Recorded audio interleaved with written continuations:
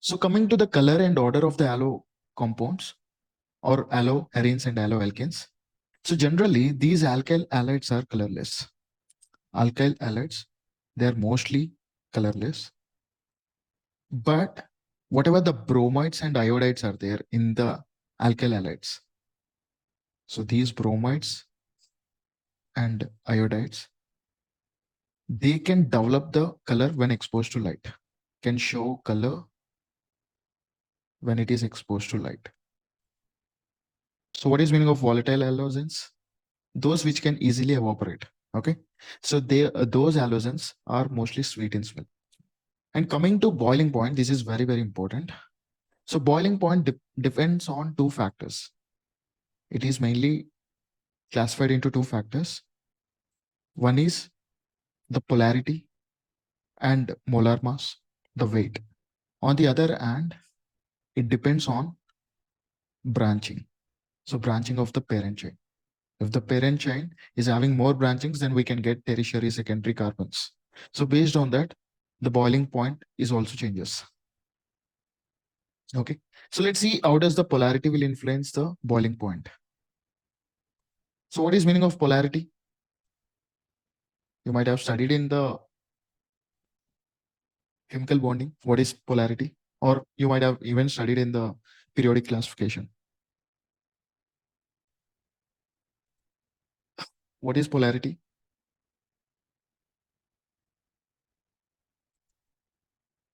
Tell me honestly, do you know what is polarity, dipole interactions? What are polar covalents? Why polarity is mostly seen in the ionic compounds, not in covalent compounds? You know these things? Or should I tell that? No, sir, I don't know. Okay, I polarity is know nothing some of but those from physics. okay, okay. Yeah, might be in physics you might have studied the positive and negative, right? Polarity means the same way here. Polarity means the charge. So you can classify into the positive and negative charge. So if you see the polarity, these are mostly seen in the ionic compounds because ionic compounds can turn into ions. For suppose you know the sodium. Sodium is having 11 atomic number. So it is 2, 8, 1. So this 1 is burden for the sodium. The extra 1 electron is burden for the sodium because presence of this 1 electron, the sodium became very unstable. So what does the sodium will do? Sodium will donate this electron to someone. So as it is donating electron to someone, this will turn out to be positive. Why it turns out to be positive? We know that there are 11 protons inside the nucleus and 11 electrons outside the nucleus. As one electron is donated, now it is only having 10 electrons. And if you see the charge difference between them, it is positive. So that's why whenever an atom is donating electrons, it will turn out to be positive. And you see the chlorine or fluorine. So let's take chlorine. It is 2, 8, 7. And if it gets one electron, it will be having octet configuration in the outermost shell. So it is waiting for someone to get one electron. So it will turn out to be 2, 8, 8. So that's why initially how many electrons are present in the chlorine? There are 17 electrons and 17 positive charge inside the nucleus. But you have given one more electron. So that turned out to be 18 electrons. So the charge difference here is -1. So that's why whenever you receive one electron, it will turn out to be the negative. So Cl minus. Okay. So the turning of atoms into the positive ions and the negative ions, we call it as a polarity. And here the chlorine and sodium, they are in opposite charges. So we know positive and negative attract each other. So the sodium and chlorine will come close to each other, make the bond, and it will turn out to be NaCl. And whenever you break this bond, they will turn out to be Na plus Cl minus. So the conversion of the atom into ions, like positive and negative, we call it as the polarity. So which we see mostly in the ionic compounds. But some of the covalent compounds also express this polarity. Okay. So why does they express this polarity is due to the electronegativity difference between the atoms. So suppose you see here carbon and halogen. So in this, carbon is less electronegative than halogen. And what is meaning of electronegativity? The ability to take the ability to take electrons. So that's called the electronegativity. Here, halogens are more electronegative compared to the carbon. So this difference in the electronegativity can make the carbon slightly positive charge and make the halogens slightly negative charge. Okay, so that's how the carbon will slightly turn out to be positive and the halogen slightly turn out to be negative. So this is called the polarity. And it's happening in the covalent compounds. So we call this as polar covalents. Understood? So as this polarity differences happens in the covalent compounds, generally covalent compounds doesn't show this polarity. Why? Because here they are not donating or receiving the electrons. So they will not turn out to be positive ions or negative ions. But between the carbon and halogen, this is a strong electronegative group and this is not a strong electronegative group. So as it is strong electronegative group, it will draw the electrons between the carbon and halogen. First, suppose you see the carbon and there is a halogen. They have the bond. Bond in the sense they have a two pair of electrons. Okay. So electrons are present between them like this. These are the pair of electrons that's making the attachment of the carbon and halogen, and this is the bond. But what happens is, as it is slightly negative, it wants the electrons to come towards it. So whatever they are present in the center, now it is somewhat slightly moved towards the halogen. And the bond breaks. So whatever the electrons present here, halogen will take off those electrons. So carbon will turn out to be positive, halogen will turn out to be negative. So they are showing slightly the ionic nature. So that's why we call it as polar covalent compounds.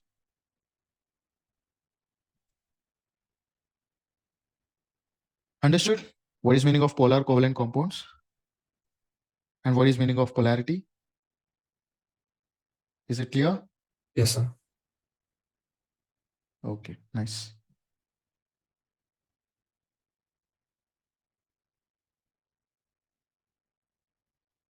So remember, polarity, it depends on two things. Okay. One is electronegativity difference. And the other one is distance of bond. The bond distance, you can say. Okay. So on these two factors, it depends. And remember, what is meaning of the polarity? What is meaning of polarity? Now tell me. Positive and negative charge. Yeah. So conversion of the compounds to ions or positive and negative charges, we call it as the polarity. Okay. And it mainly depends on the electronegativity. And this is caused due to the electronegativity differences. So remember, halogens are generally more electronegative compared to the carbon.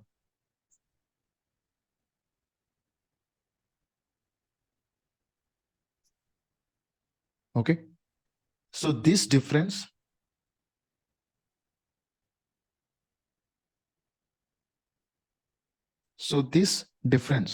is tending to cause the halogens to attract the electrons. So halogens are greater tendency to attract electrons. Okay. And if you see this tendency, it will go like this. Okay.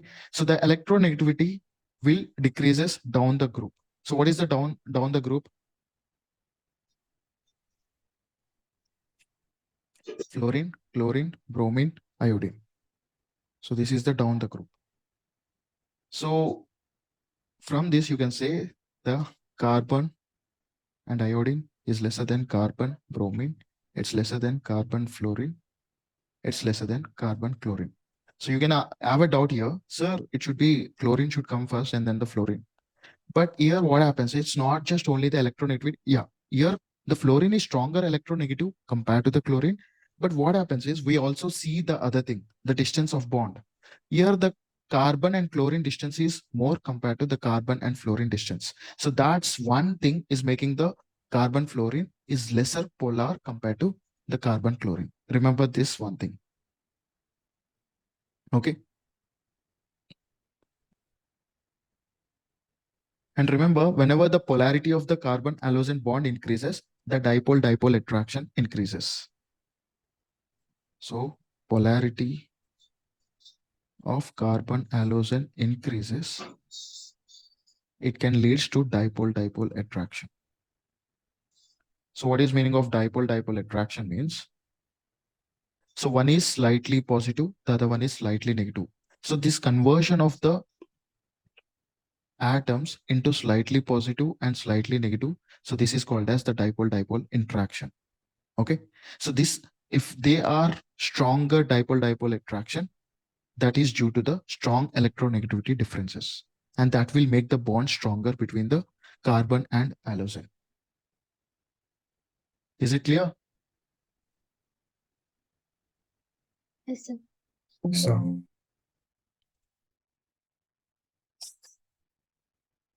So next one, order of van der Waals forces.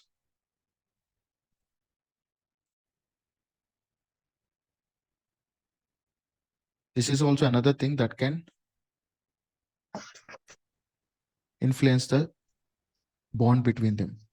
So this order of van der Waals forces is like this.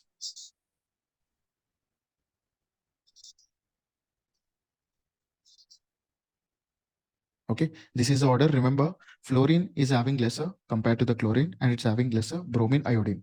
So what is this van der Waals forces is? It is about the bond length. Okay, so remember the force between the bond length. Just remember it is associated with the bond length. And you see here, the iodine is bigger in size compared to the bromine. And bromine is bigger than the chlorine, and chlorine is bigger than the fluorine. So that's why, due to this, the chlorine is standing more compared to the fluorine in the previous condition. You can see here, it depends on the electronegativity difference and distance of bond. Even the fluorine is stronger electronegative compared to the chlorine, but the distance here, chlorine is greater than the fluorine. So that's making the overall carbon chlorine is more than the carbon fluorine. Okay. And this distance of bond will be telling based on the order of van der Waals forces. Okay. So remember this. So finally, by the electronegativity differences and the distance of the bond, finally, the boiling point will be like this. The order of the boiling point will be like this. So order of boiling point.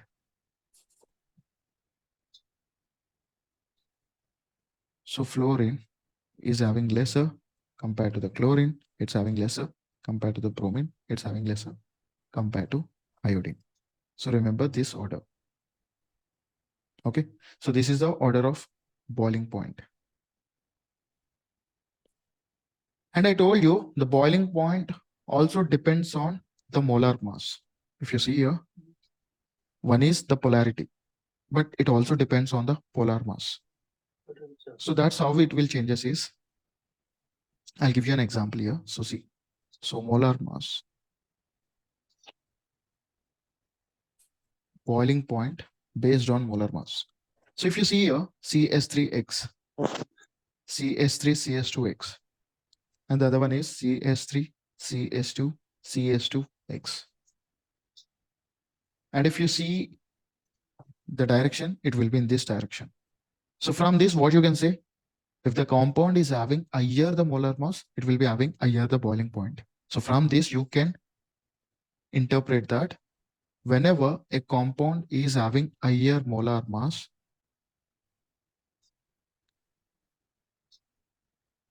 it is directly proportional to the higher boiling point. So if the molar mass is increasing, the boiling point increases. So all this will be helpful. They can give any such kind of compound and they may ask, so which one is having higher boiling point? So that's why you need to know these things. So one is the polarity. So you need to remember this order.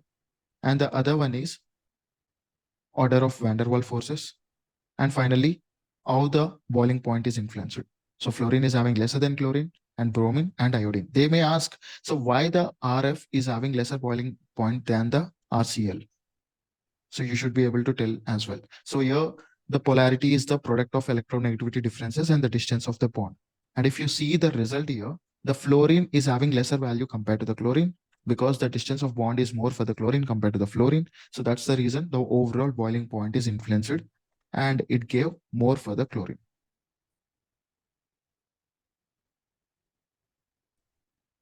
Okay. So next one. Can you go back to the previous? Yeah.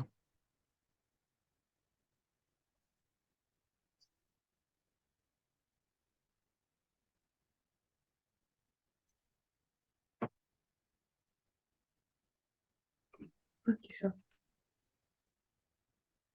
So branching of the parent chain. So I told you the second factor that influences the boiling point is the branching of the parent chain. So boiling point is inversely proportional to the branching. So if it is more branching, then the boiling point decreases. Okay. If the branching increases, the boiling point decreases. So you can see here, I'll be taking example CS3, CS2, CS2, CS2, Br. And I'll be taking another example CS3, CS3, CH, Br, CS3, Br.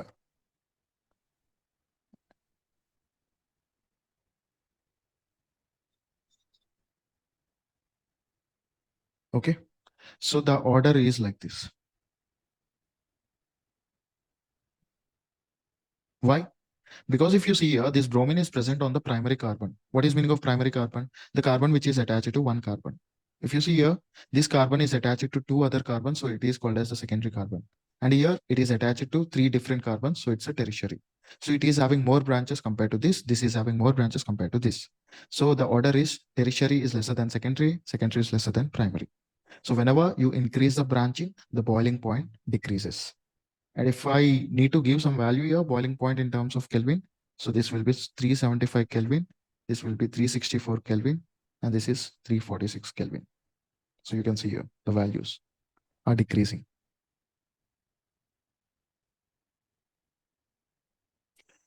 So next one.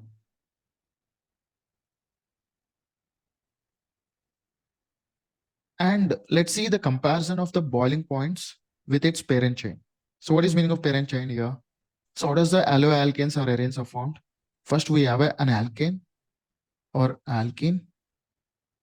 Okay, let's take our alkane. So this alkane is CS3, CS2, CS3. So what we are doing, we are removing one hydrogen here and we are turn this as an alkyl group and we are attaching halogen here. So from alkane, we made it to alkyl halide. Okay, so you can say this alkyl halide is obtained from the parent hydrocarbon, that is C3H6. So this is the parent hydrocarbon for this alkyl halide. So how does the C3H6 and CH3CH2, or you can say CH5, C3H5X. So what is the boiling point differences between the alkane and alkyl halide? So let's see that comparison here. It is also very important. So boiling point of alkanes versus hydrocarbons. So here hydrocarbons means the parent chain where it is formed. Okay. And if you see here,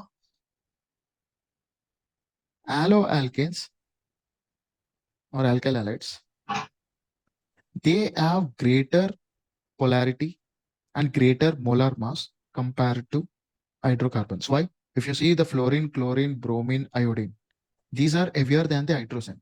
And how we are making the alkyl halides, we are removing the hydrogen and we are attaching this. That means, for suppose you see here, this is C6H5 and there is hydrogen, which is making C6H6. What I'm doing, I'm removing this hydrogen and I am putting the halogen here, some fluorine or chlorine or bromine or iodine. And if you see here, this hydrogen weight is lesser compared to the fluorine because we know hydrogen is just the first atom, but fluorine, chlorine, bromine, they are heavier atoms. So there is an increase in the molar mass. So all this is causing the alloalkanes greater compared to the alkanes. Okay, so alloalkanes have greater polarity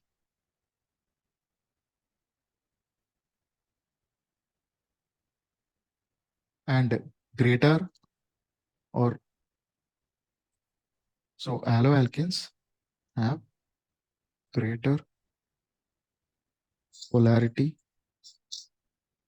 and molar mass compared to parent hydrocarbon.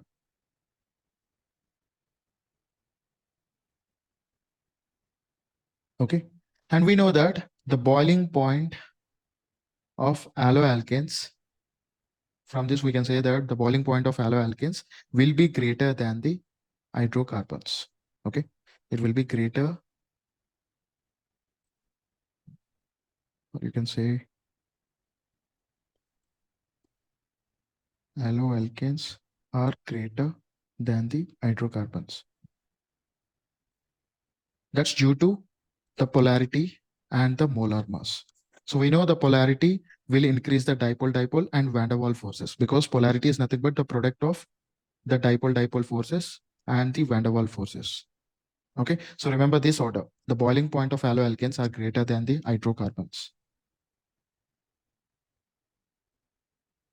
And what happens if the boiling point of isomeric diallobenzenes are nearly the same? So see here, what he's saying, there's you take a benzene group and he's saying diallobenzenes. That means you take chlorine here, or you take another benzene group, you attach the chlorine and chlorine here, or you take another benzene group, attach the chlorine here and chlorine here. So how does the boiling point changes between them?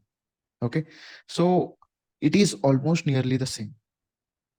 If you see this value, this is 453 kelvins, this is 446 kelvins, and this is 448 kelvins. So almost they are same. Okay, so boiling point will not change much on these isomeric diallobenzenes.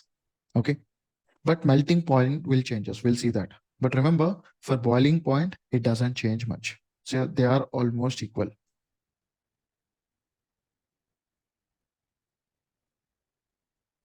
What about the melting point? Melting point depends on better packing and higher melting point. Why? Because we know whenever we decrease the temperature, what happens? The distance between the atoms will decrease. Yes or no? So when that's how it will convert, right? For suppose you take the solid, you take the water, or you say the liquid state, and you take the gaseous state. So what happened? The solid, where the particles were tightly packed. In liquid, they are having the somewhat spaces between them. And gases, they are distantly present. Okay, so here melting point is depends on how the particles are packed here, whether they are packed very neatly so that they become so denser, or whether they are not well packed. So that's the one which will influence. So here the melting point is depends on better packing.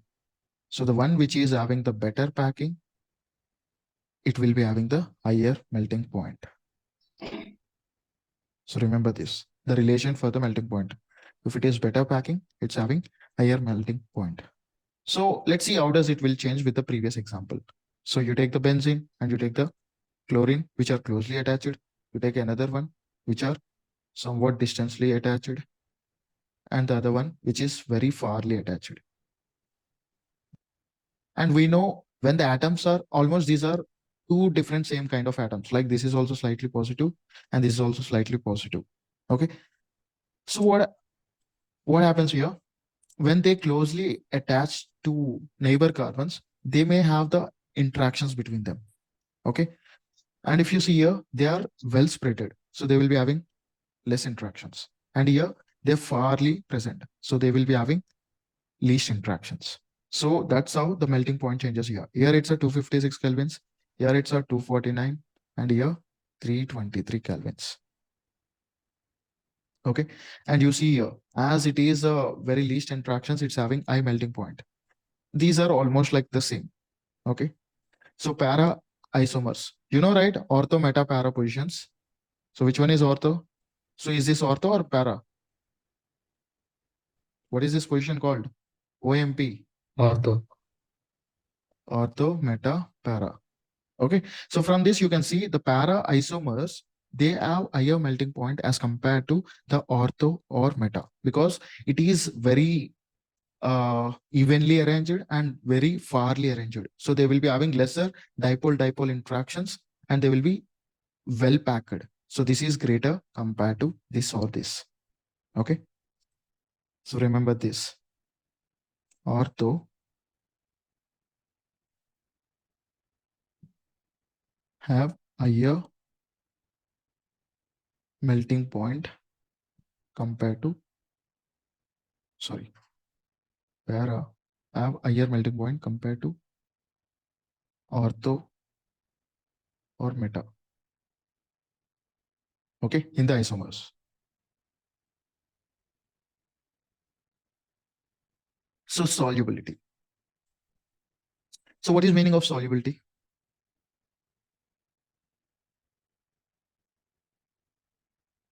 Can anyone say what is meaning of solubility? The ability to dissolve in a solvent. Yeah, the ability to dissolve in the solvent. And mostly here solvent in the sense we'll take water mostly. Okay. So how does the solubility happens? So you see here, what we are discussing about, we are discussing about the polar covalent bond or polar covalent.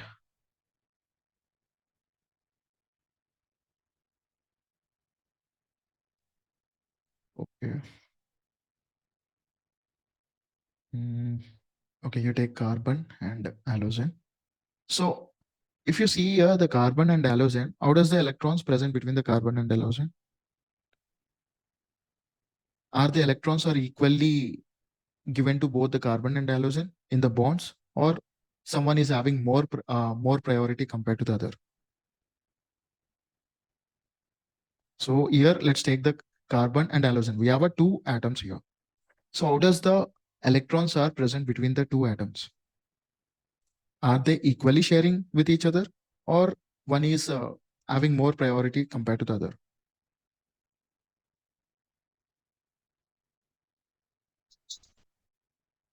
Just now I told you now. What's the electronegativity?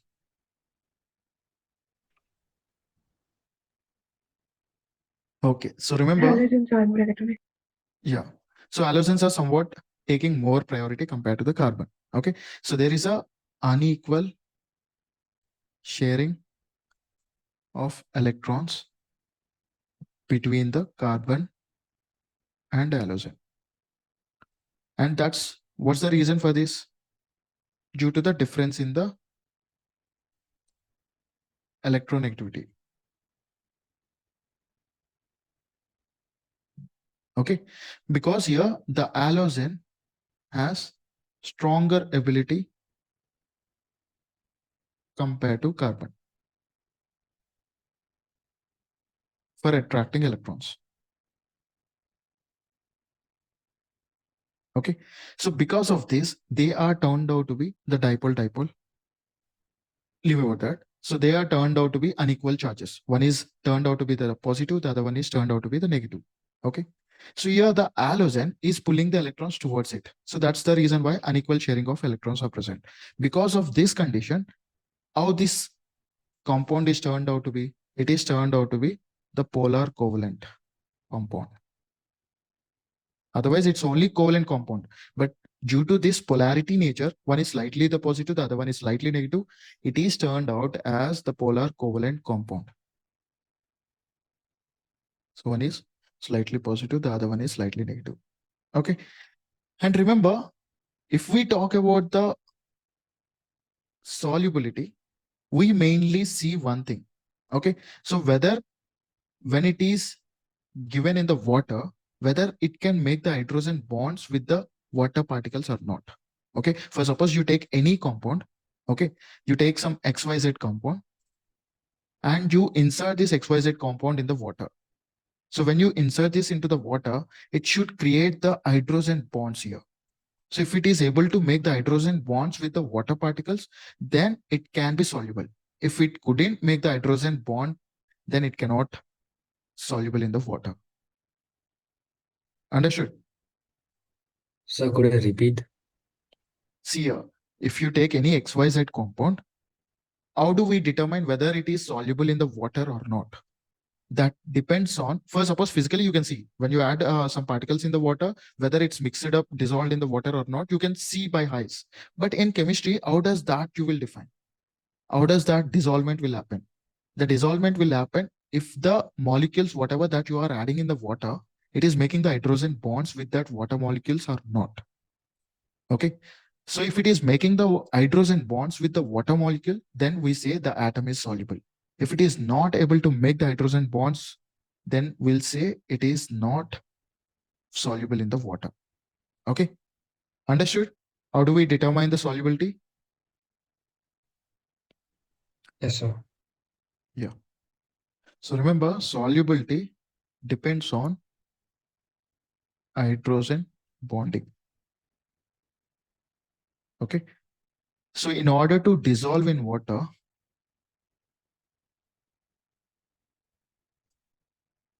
the compound has to make, it needs to make hydrogen bonds with water. If the compound is able to make hydrogen bonds with water, then we'll say that particular compound is soluble in water. And what happening here? This Rx is a polar covalent compound. That means if any compound is polar covalent compound, that means it should be able to soluble in water. But what's happening here is it is insoluble in water. Okay. And if you ask the reason, it's a very big reason. So why it can't? Just remember, it cannot, just remember it, this polar covalent compound, even though it's a polar covalent compound, these alkanes are not able to make the hydrogen bonds with the water. Okay. Because they cannot break the bonds between the carbon and halogens, and it cannot make form a new bond with the water molecule by hydrogen. So that's why they cannot be soluble in water. So remember this. So Rx are polar covalent compounds.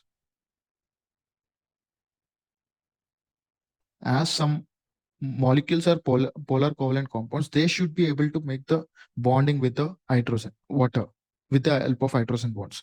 But here it's not able to make. Okay. So even though it's a polar covalent compound, but it is insoluble in water.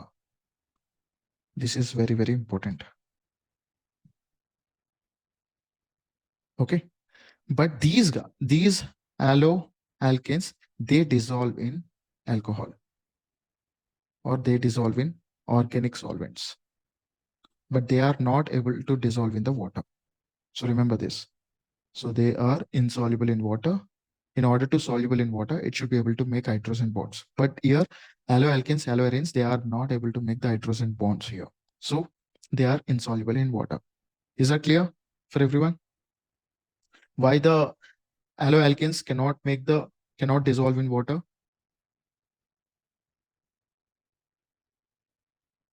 Yes, sir. Yeah.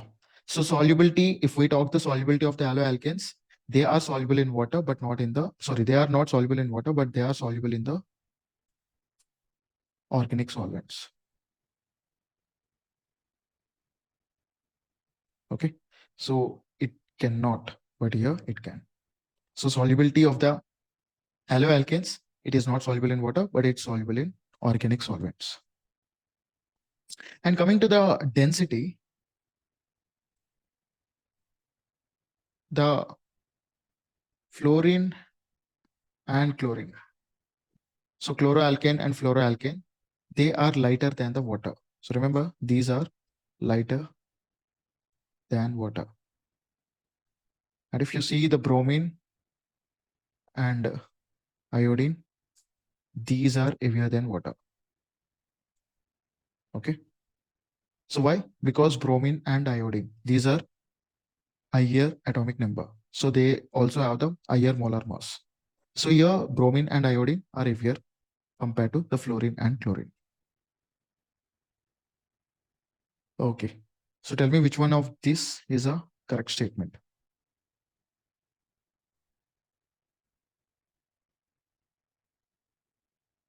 Just now we discussed all of these.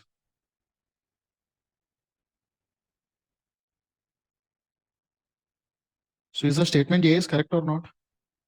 So we know melting point and better packing both are related, but the statement said is correct or not? So packing meaning the position. Yeah. See Okay. here. So what we have So if discussed here. it's very close, the point will be, uh, I Yeah. think Better higher. packing, higher Yeah. melting point. So the statement here, molecules with Right. a better packing have lower No, no, melting that's point. wrong. This is the wrong. Okay. So actually it should be higher. And what about this? Haloalkanes are insoluble in organic solvents. Is that correct? Just now it said here. They're insoluble in water, so They are insoluble in water, but soluble in organic. So insoluble in water, not in organic. So this is also wrong. So what about here? As branching of parent chain increases, boiling point decreases. Is it correct? So just go here. I said, yeah, you see here. So what is the proportion? Boiling point is inversely proportional to branching. If it's more branching, then means it will be having less boiling point. So as branching of parent chain increases, boiling point decreases. So this statement is correct or not? Branching is inversely proportional to boiling point. So if the Yeah, branching increases, boiling point decreases. Correct? correct. Yes. Yeah, this is correct. So next one. So conversion of benzene diazonium chloride to chlorobenzene is an example for which of the reaction? So remember guys, And where? go through the Sandmeyer reaction. It's the Sandmeyer reaction. So what does the Sandmeyer reaction happens? Do you remember? What happens in the Sandmeyer reaction? So take the benzene with nitrogen group, you treat with NaNO2 in the presence of HCl at a lower temperature, 0 to 5 degrees Celsius. What you will get? You will be getting diazonium salt. Yes or no? So what this reaction I said, diazotization. So whatever the amine group is there, it will convert into diazonium. So this will be N triple bond NCl. So you treat with copper chloride. And what happens? This is a Lewis acid. It will change this group with the chlorine. This entire group will change with the chlorine. So here chlorine will attach and nitrogen gas will be liberated. And one more chlorine is there. So that chlorine will bind with the Cooper again. So Cu will come back again. Understood? So this reaction, it's nothing but the Sandmeyer reaction.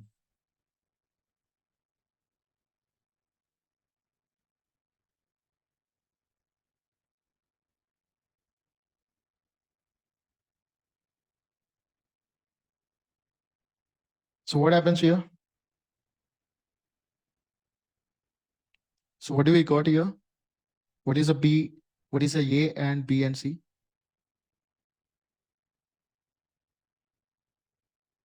So write down the same thing here. So what happened here? You take a NH2. So when I treat with a NaNO2 and HCl, what happened here? At 0 to 5 degrees Celsius, I got diazonium salt. So here again you treat this with a copper chloride. So if you treat this with a copper chloride, so what happened here? Whatever this group is there, it will be replaced with the chlorine. Okay. And nitrogen gas is evolved here.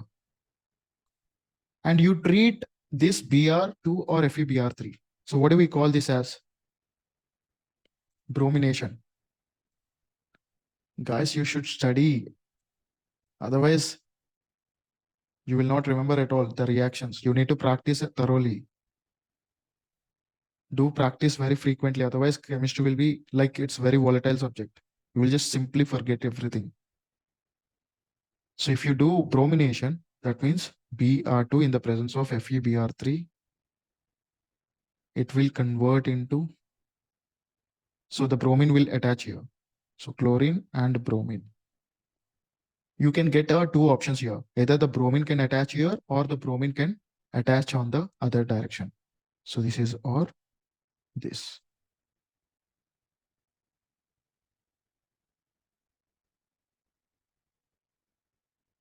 Okay. So here B plus C. So this could be B, this could be C, and this is A. So this is how the reaction will happen. These questions are mostly asked in the board. So many times these kind of questions are repeated. So they will give some reaction, they will give what are the substrates are reacting, and they will give A, B, C. We need to tell what is A, what is B, what is C.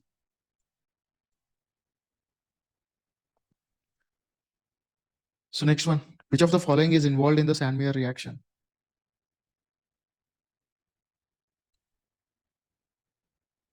Diazonium salt. Sir, Yeah.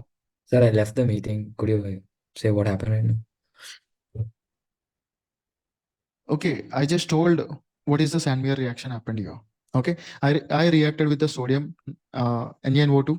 Okay, sodium nitrate, and here in presence of HCl, what product it is formed, and when you treat with the copper chloride, what product it is formed, and when you do the bromination, that's a Br2 FeBr3, what products are formed here, the B and C. Okay, sir. Okay, I just said what is Sandmeyer reaction. So tell me, which of the following is involved in the Sandmeyer reaction? So we see what is involved here. What is this? Diazotization. That means we are making the diazonium salt.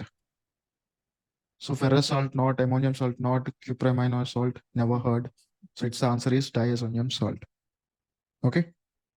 So how does the reaction happen? So whatever the diazonium salt is present, we treated with the cuprous chloride, and then we got the benzene with the chlorine or chlorobenzene, and you treated this with the bromination. Okay, and you got the bromide. Okay, so remember this. So which of the following compounds has the highest melting point? Tell me this. So what is here? I'll write here this one. So it is like this: CS3, CH, CS3, CS2, Cl. And this one is like this. So carbon, CS3, CS3, CS3, Cl. Now tell me. So this is C and this is D. So tell me which one is having the highest boiling point. Option B. Option B. So B. Yeah. Okay. You're saying B or D? B. B for ball. Yes, sir. Okay, okay. Yeah. So we know the boiling point depends on two things. What is that? One is on the molar mass and lesser branching. Okay. So lesser branching. So we'll be avoiding the C and D because they are having so many branches. Now let's see between the A and B. So if we see the A is having only 3 carbons, B is having almost 4 carbons. So it is more weighter compared to this. So it's having more molar mass. So option B is the correct. So the product of the following. Less branching, right? Hmm? Should have lesser branching, right? Highest boiling point means lesser branching. But here you see the C and D, they are having more branches. So we are not taking those options. And now we'll see the A and B. So in that A and B, which one is that? B is having higher molar mass. So I am selecting B, not the A. Okay, sir. Okay. If I have only here 2 carbons, then I would have selected A. But here it's 3 and it's 4. So I am selecting the B.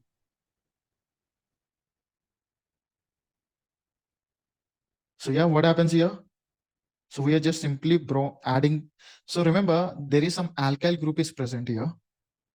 Okay, don't feel tension about seeing this structure. So just simply remember like this. So the benzene is just attached with the R. Now, if we do bromination, what happens here? We know that whenever we try to add the bromine, it only adds on either this position or this position. That's it. So what will be the following reaction is? So what will be the products here? And I told you, this is ortho, meta, para. which one will form as a major product and which one will form as a minor product?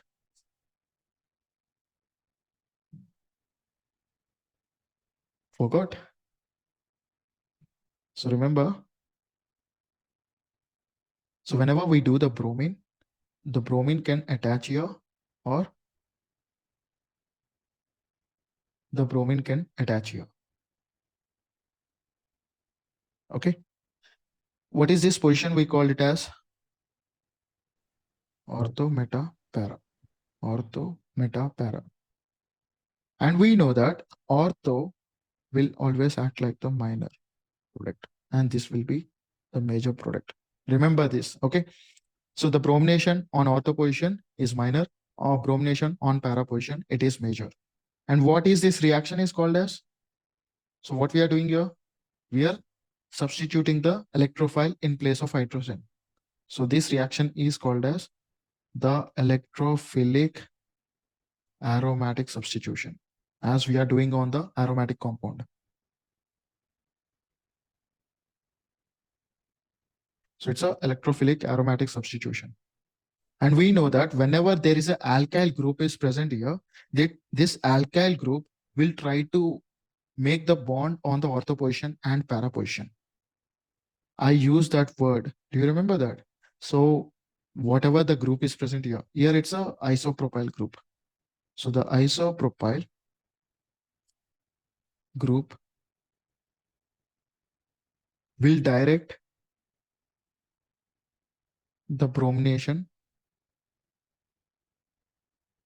on ortho and para position. Okay, so remember this. But we'll be having more on the para position compared to ortho. So remember this. Okay, so this will be the major product and this will be the minor product.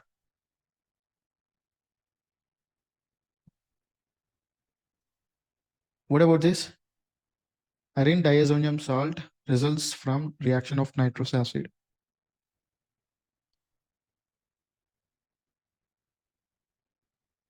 Can you at least tell me which reaction is this? Wherever you heard the word arene diazonium salt, what is that reaction? Sandwich reaction. Sandmeyer reaction. In Sandmeyer reaction, what we took? We took the benzene. And what is present on the benzene? Which group is present? Amine group is present. So this is the NH2. Upon reacting with the nitrous acid, so we know, so Na and O2, they react and they form the HNO3. That's how you will be getting the nitrous acid. I'm not going into that detail. I told you already the mechanism. So whenever you are reacting this, in presence of that, we are getting the diazonium salt here.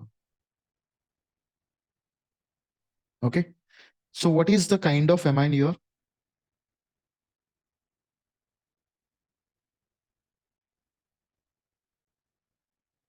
First, I can remove the option A itself without any doubt because it's aliphatic. I nowhere have here aliphatic. We are dealing here with the aromatic. So I can remove the option A without any doubt. Now, is that a second or one? And whether it's a amine or amide. So it's a amine, It's a not amide. So I can also remove this option D. So now between the B and C. So it's a primary. It's a primary aromatic amine.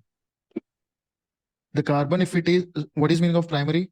If the amine group is directly attached to the carbon, then we call it as the primary aromatic. Okay. So remember that this option is C. And at what degree Celsius it will happen? 0 to 5 degrees Celsius. Now tell me this. Chloromethane, bromomethane, dibromomethane, bromoform.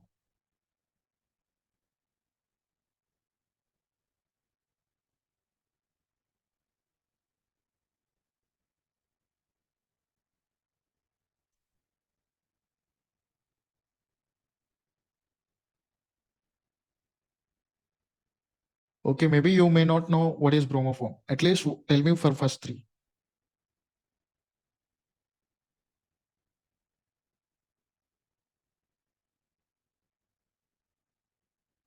Bromoform is nothing but The carbon attached with a 3-bromine.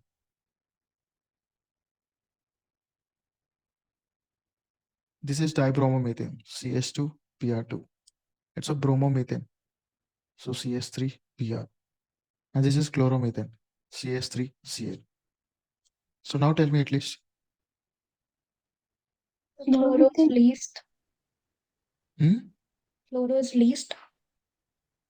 Yes, we know chloro is least compared to the bromine. And if you are increasing more and more bromines, what happens? The molar mass also increases. Okay, so the maximum boiling point we'll see for the bromoform. Okay, so remember here the bromoform, it is having 3 bromines that are attached to the carbon. So it will be having the greater molar mass. Okay, so this will be having greater molar mass because it is replaced all the hydrogens and it is attached. So initially the carbon is having 4 hydrogens. So what's happening here when we are doing bromination? First, we'll remove one hydrogen and attach the bromine. And again, I'll remove another hydrogen and attach the bromine. Again, uh, so like that we'll do. So this bromo form is this one, CHBr3, which is having more molar mass as you are replace all the hydrogens with the bromine. So it is having greater molar mass, hence it will be having the maximum boiling point. So remember, whenever the halogen atoms increase on the carbon, we will increase with the boiling point. And we know compared to chlorine and bromine, bromine is having molar mass more than the chlorine. Because after chlorine, we'll get the bromine, right? Fluorine is lesser weight than chlorine. It's lesser weight than bromine and it's lesser weight than iodine. So molar mass for chlorine is lesser than bromine. Understood? So now try this. So isopropyl chloride, 1 chloropropane, 1 chlorobutane.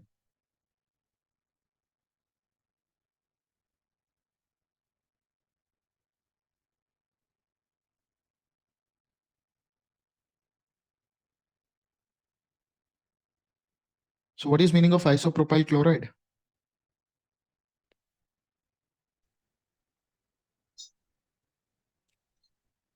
Okay. So if the chlorine is attached to the carbon, which is attached to 2 different carbons, so we call it as the isopropyl chloride. Okay. So what is meaning of propyl here? Prop. Prop means 3 carbons. 1 chloropropane. CH3, CH2, CH2Cl. This is 1 chloropropane. And 1 chlorobutane. But means 4 carbons. So you take CH3, CH2, CH2, CH2, Cl. So now tell me. Sir, isopropyl chloride will have the least boiling point and So one is it's also chlorobutane branching, so it will be having the least. And chlorine, we know. And this is having 3 number of carbons, so it will be having lesser molar mass compared to this one.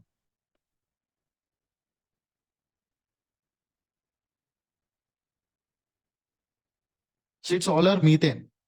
Okay. Okay. It's all our ethane. Okay. But fluorine, chlorine, bromine, iodine. And what's the order for chlorine, bromine, iodine? Which one is having higher molar mass? iodine. Okay. So it will also go this direction. Okay. So this is molar mass.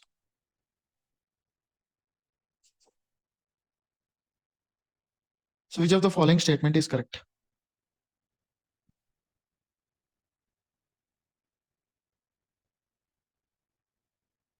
Isomeric dihalobenzenes. I told you one thing. The benzene group where it is attached for boiling point will not take care about that. So whether it's attached here, or whether it is attached here, or whether it is attached here. So these are the 3 different types of iso groups are there. But I told you For boiling point, we doesn't care where they are attached. They are almost like having equal. But we will take care about the melting point. Melting point, this one will be having greater compared to this or this. Yes. So boiling point of isomeric diallobenzenes are almost the same. Is that correct? So can I say Yes, the sir. statement is correct? Think so. Okay, this is correct. What about the other two? Melting So point B of is correct. para-isomer is more than that of ortho and meta. Is it correct? Sir. Yes. What about this? C is correct. Yeah. So all of these are correct. At least if you know A and C, you can easily tell whether it's a D or not.